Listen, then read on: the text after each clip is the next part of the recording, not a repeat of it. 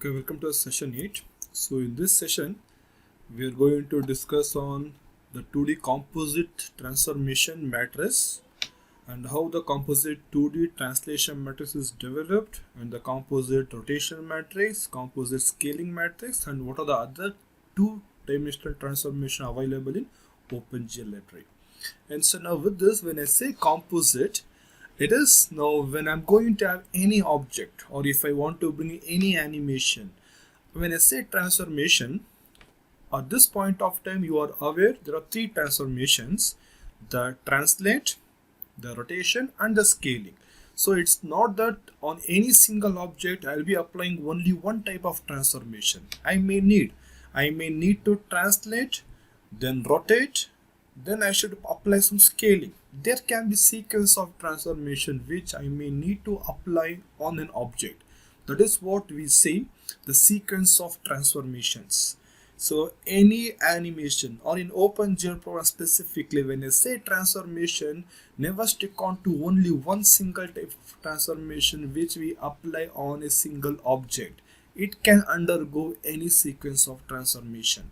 And now this sequence of transformation, instead of putting this as a separate matrix, we're going to have a composite matrix, which we call this as composite transformations. That is, we are going to have a matrix representation which we are going to perform or derive using the product of transformation matrix.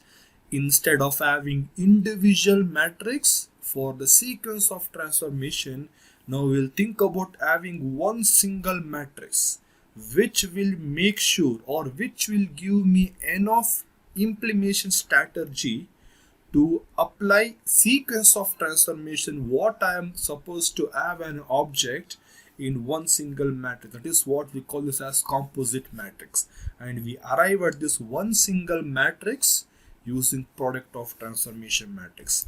That is what we call this as concatenation of the matrix or the composition of the matrix. Either I can call this as composite, or I can call this as concatenation, or I can call this as sequence, whatever it is. But all this is possible only when you have the product of transformation matrix. For example, right now I am going to find the new position of an object from its original position. Having the first type of transformation we use going to matrix 1, and the second type of transformation which can be matrix 2, and this two type can be the translation 1, translation 2, or rotation 1, rotation 2, scaling 1, scaling 2, or the translation, rotation, rotation, scaling, scaling, translation, in any combination. Fine. That is what we are going to talk about, sequence of transformation, now not only one transformation. So now, having this two type of transformation, somehow I need to find the product of this converted to one single matrix. Now this matrix, whatever I am going to apply on an original position of a object, is going to have the property of this two transformation what I wanted to apply. This is what we call this as composite matrix, which has the enough information, enough content, enough formula, enough strategy to apply this two transformation on the original object. That is where we are going to have the translation. So what we have derived in the previous session, the translation, it is going to have the multiplication of the matrix, and this matrix we are going to call this as T of Tx comma Ty, because when I want to have a translation I need these two values. And for rotation we call this as R of theta. For rotation I need what is the angle of rotation do I need to implement. And for scaling I need the two scaling factors, the x-axis scaling factor and the y-axis scaling factor. Hence this is what we have already derived and discussed in the previous session.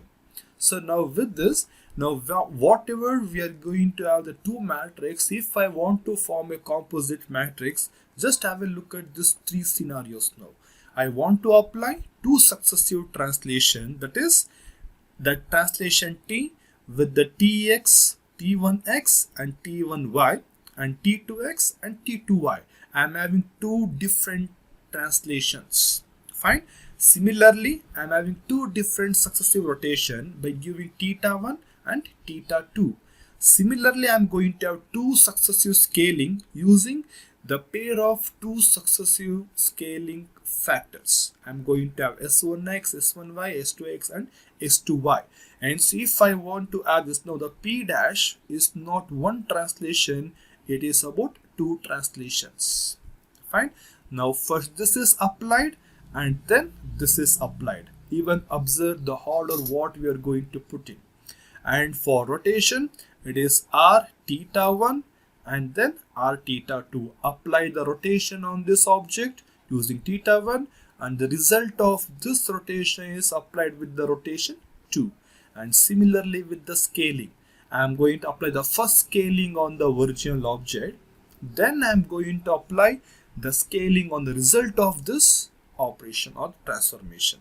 So now we will see what matrix we are going to represent. So now first we will see for translation. If you remember, this is the translation matrix what we are going to have as M2 because it contains T2x and T2y.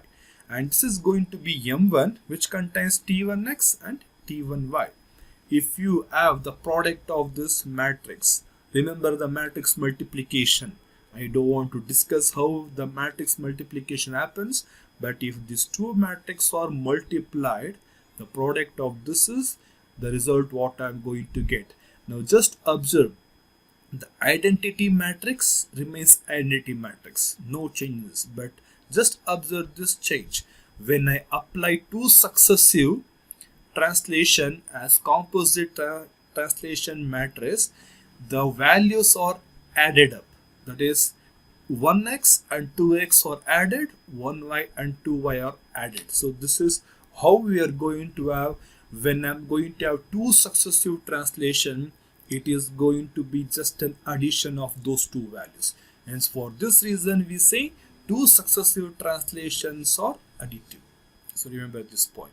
So similarly, if we are going to have the composite rotations, we are going to have theta 2 and theta 1. We are going to have M1 as r theta 1 and M2 as r theta 2. So now you know what is the matrix we use for rotation. I want you to refer those matrices, and with the theta 2 in that matrix, that is cos theta 2 minus sin theta 2 and so on. And similarly for theta 1 also. And if you multiply those two and if you just look at the resultant, you will observe that even this is similar to the translation which is going to be additive. Hence I have not discussed on, I have not put those matrices, so it is similar to the translation which is going to be two successive rotation or additive. I can add the two rotational angle and I can directly apply it on any object. But if I talk about scaling, this is different than the translation rotation. What's the difference? Just observe here. I am going to have this as the M1 matrix or the matrix 1 with S1x and S1y. And I am going to multiply this with S2x and S2y. So now once I am going to have these two matrices, if you multiply and check it out, you can observe I am going to have the S1x multiplied with S2x. Now this is going to be a product factor or multiplicative factor. And so now I am going to have S2x, I am going to have S1x into S2x, S1y into S2y. And so now for this reason we say two successive scalings are multiplicative. Hence the two successive translations are additive, two successive rotations are additive, and two successive scaling are multiplicative. This is what the composite two-dimensional matrix is going to be for all those three. Now one more important point what we can note here with respect to rotation is that, now just look at this. I am going to have an object. Now if I want to apply a rotation on this object, I am going to use the rotation matrix. That's cos theta minus sin theta, cos theta. This remains 0, 0 because I am not giving any pivot point. Hence by default the pivot point is going to be 0, 0 or the origin. Is it fine? Hence this is by default. So now I am going to have a scenario where I need to have an object rotation where the rotation reference should be not the origin now, which is by default because these two are zeros. Now this should not be the case. I need the pivot point some other point in your coordinate system. Fine, some random point. It need not be inside the triangle, anywhere in the coordinate system other than the origin. If that's the case, we call this as pivot point rotation.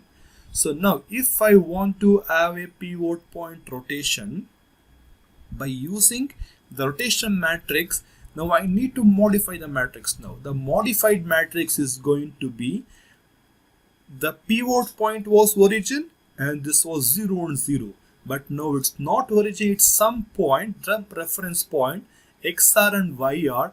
Hence now I should mention xr and yr. I need to modify the matrix now.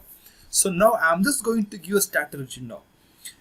Instead of going to the matrix and modifying the matrix and using the matrix, I've just got a technique over here. The technique is, so now first I'm going to shift this entire object along with the reference point at the origin. I'm going to shift this. Fine. I have shifted the entire object with the reference. So right now I'm saying the pivot point is 0, 0, and so now I can use the 0, 0 for the rotation. I am going to use the 0, 0 for rotation. I have translated first using xr, yr at the origin. Next I have applied the rotation using theta at 0, 0, and now this object should be retranslated to its position. Now just observe, using the same matrix with 0, 0, I am successfully able to rotate the object at the given pivot point only. This is how we are going to work on pivot point rotation using the default rotation matrix without modifying anything. This is how this is going to work. Hence, to have this operation, we are performing 3 transformations. Remember this, I am performing 3 transformations. The first transformation is translation, the second transformation is rotation, and the next transformation is the translation inverse. Remember this, the translation inverse. If I want to move forward, use translation.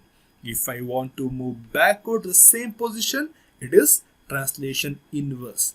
Hence remember this 3 transformation function, how this is going to work. And so now using this 3 transformation, using these 3 strategies, I can successfully rotate the object at any given pivot point using the basic default rotation matrix only. And so now I am going to have the first translation, I am going to have rotation matrix, I am going to have one more translation matrix which is similar to the inverse, or if I just say it as minus xr and minus yr, so this becomes the equivalent to the inverse translation. Fine. So now I am going to have M1 matrix, M2 matrix and M3 matrix. So now all these 3 should be multiplied and I need to have one composite matrix. So you can just check out this resultant matrix of multiplication of multiplying this 3 matrix. I don't want to show you how this is going to happen. Fine, this is just a multiplication of the matrix, the result of it. And so now when I'm going to have this, so now I can say we are going to have translation with xr yr, then the rotation, then translation with minus xr minus yr, which can also be called as inverse of translation. And now whenever you want the pivot point rotation, I'm just going to have a function called as r by passing the 2 pivot points comma theta. Now these 2 values will be used by the translation and the inverse translation with the negation, and the theta will be used with the rotation. Hence if you want the rotation at a pivot point, this is how we are going to use. If I want the rotation at 0, 0, I'm going to use this rotation. or if I use this function itself by passing 0, 0, now this is going to even work for the rotation at a default origin point. And this is what I was mentioning. So the t minus xr comma minus yr is also equivalent to t inverse of xr yr. Both are one and the same. Fine. Now this is how the pivot rotation is going to happen with the composite function. Now similarly, just observe this. The fixed point scaling. If you remember what the fixed point scaling is going to do. If I am going to have an object and if I try to reduce the size of the object, this will tend to move towards the origin. If I try to increase the size of the object, this will tend to move away from the user or away from the origin. So if I don't want those to happen, if I reduce, it should stay at the same position. Even if I increase, it should stay at the same position. If it wants to happen, then we call this as fixed point scaling operation. If you remember what I've discussed. So now if I want to have a scaling operation, by default, it is not fixed point. It is at the origin with the reference of origin only. This is the default scaling matrix. If you want the fixed point, then you need to modify the matrix with xf and yf. Hence, so in spite of doing this, I can use the same technique. I can translate to the origin, I can apply the scaling, and I can retranslate to its original position. Hence, this will look similar to fixed point scaling only without modifying the scaling matrix. I use a same default scaling matrix. This is the technique what we are going to use. Hence, with this, I am going to have the matrix for translation and the matrix for scaling at the origin and the matrix for the T inverse or the backward translation. So now once this is going to be the composite matrices, again the multiplication of these three matrices. And once this is going to be, I can put it this as the translation with the fixed point and the scaling with scaling factor and the inverse of translation with the fixed points. And I'm going to have the scaling whenever I want to have scaling now. It is going to be xf, yf, which will be used by the translation as the translation factors, and sx and ys as a scaling factor. So this is what the fixed point scaling is going to do. So now I was talking about the composite matrix and the matrix concatenation, which is just a matrix multiplication. This is so simple because we know about matrix multiplication and concatenating should be easy for us. And even we are aware that multiplication is associative. That is, A into B equals B into A, or A into B into C is equal to A into B into C. So it is associative. But now just observe, as I mentioned, it is associative. But just have a note here, transformation product may not be commutative. So transformation product may not be commutative. Though it's associative, it is not commutative. Because now just observe this example now. Fine. I'm just going to have the object over here. This is the original position. And this is the reference point for rotation. And so I'm going to have the original position. It has been translated to new position. Then with the reference as this as the point, I have applied rotation of 90 degree. Fine. And this is the final position what I'm going to get. Look at the order here now. First is the translation, then is the rotation. First the translation matrix, then the rotation matrix. So now the same, if I reverse this, what happens? First if I apply rotation, then if I apply rotation, if I change the transformation, then we are going to get the final position is going to be different. In this case, the same two operation, same values, but the position was somewhere here. The same values, but I have flipped the operation. First rotation, then translation. Hence, I am going to get this as a final position. Hence, so transformation products are not commutative. So remember this. Hence, So transformation be specified in the order in which they are applied. Strictly you need to follow this. Hence you need to apply in the same order. If it is M1, M2, M3, you need to apply M1 and multiply with M2, then multiply with M3, and first this operation should be applied, then M2 should be applied, only then M3 should be applied. You cannot choose the other order or any random order. So remember this whenever going to have matrix concatenation. So now just look at this in general. In general, when I'm going to talk about composite transformation, in spite of having for a scenario what I've discussed until now, what if I'm going to have one matrix, one composite matrix, which is going to give me all the type of transformations? Something like I need a matrix now which is going to give me translation plus rotation plus scaling, and I can use any of this depending upon what value I'm going to give. Hence I am going to find a new position of the object with its original position by multiplying on this general composite transformation matrix. Just look at this. Now this is the matrix which contains all the factors.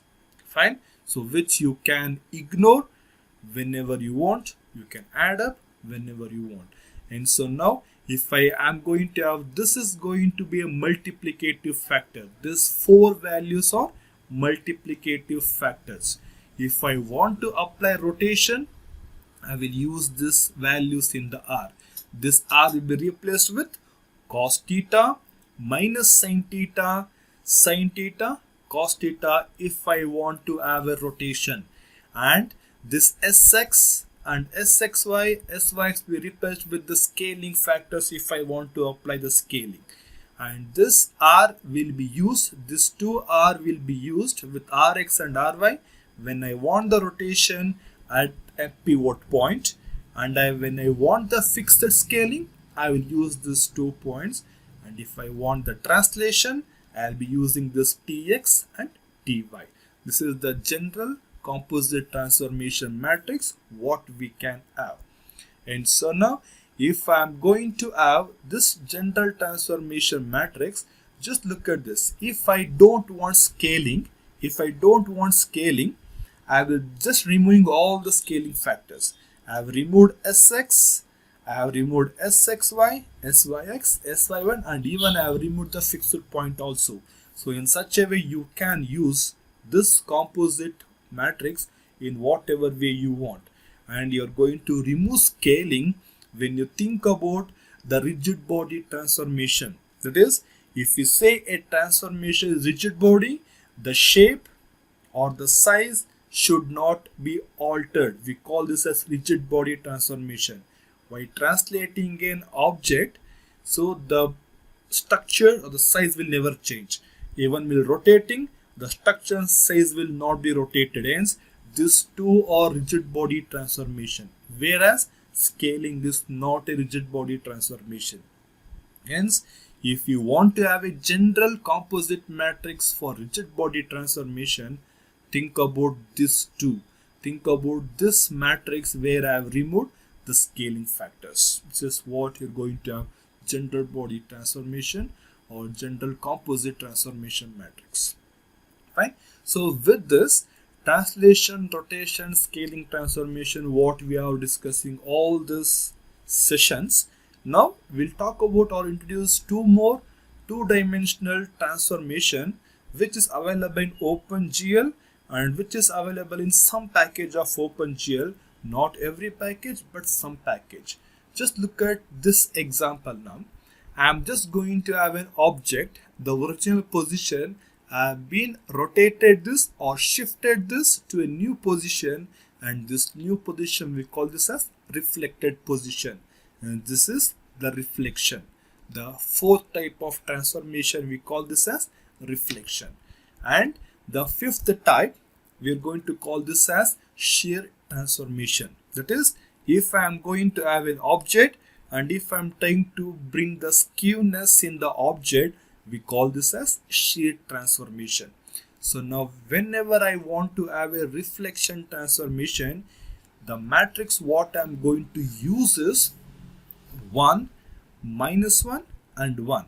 If I just multiply this with the rotation of 180 degree, I need to rotate with 180 degree, and I am going to apply this matrix multiplication. Whatever the P I am going to have, if you just multiply this is going to look like you are rotating it by 180 degree. Explicitly, you need not use the rotational matrix. Just multiply this matrix with the P matrix or the original position. You are going to end with the reflection. And if you just observe, the reflection is with the reference of x-axis. So nothing is changed with the x values. This is the x value, it remains same. X value remains same. X value remains same. The x value is constant, only the y value has been changed. The y value has been flipped from positive to negative axis.